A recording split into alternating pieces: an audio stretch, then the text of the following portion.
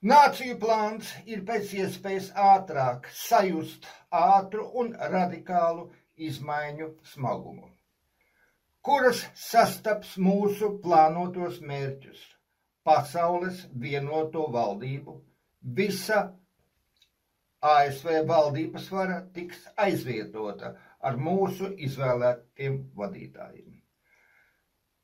Apvienoto Nāciju organizācija ņems uz sevi visus pienākumus ar apstiprinātu administrācijas valdi, tāpat tiesu vara ir jānomaina nekavējoties.